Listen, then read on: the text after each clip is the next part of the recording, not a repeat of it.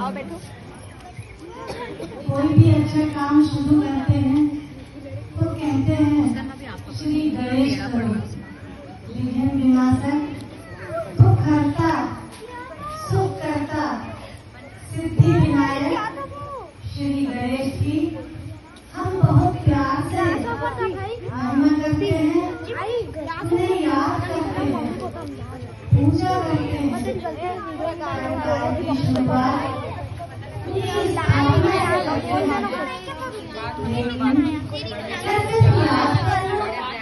और उनकी महिमा करना कैसे कितना काफी है।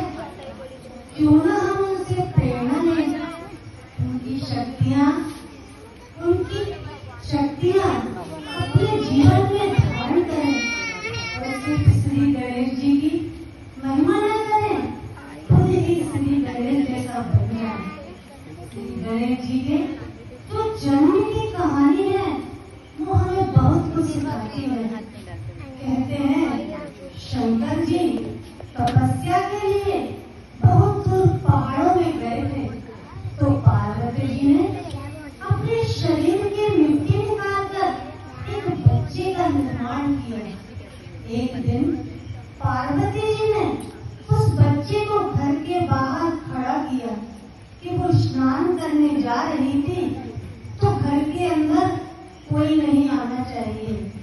और अचानक उस दिन शंकर जी वापस आ गए, तो उस बच्चे ने अपने कर्तव्य का पालन किया और शंकर जी को अंदर नहीं जाने दिया, क्योंकि उस बच्चे ने अपने पिता को ही नहीं पहचाना।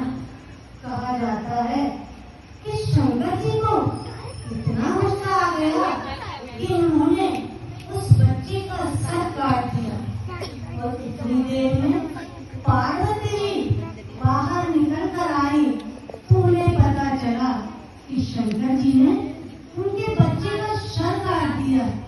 फिर शंकर जी ने कहा, अच्छा अब अगला जो यहाँ से जाएगा मैं उसका सर इस बच्चे को दे दूंगा। हम ये कहानी बहुत समय से सुनते आए हैं, लेकिन हमने कभी भी इस पर विचार नहीं किया कि ये हमें क्या सिखा रही है। तो अगला जो वहाँ से गुजरा वो एक हाथी था, तो शंकर जी ने हाथी के सर को काटा और उस बच्चे पर लगा दिया। ये कहानी हमें क्या सिखा रही है कि बच्चा अपने पिता को ही नहीं पहचानता। और शंकर जी देवता 10 साल की तपस्या के बाद आए थे और बच्चे के ऊपर इतना गुस्सा आया कि सर काट दिया।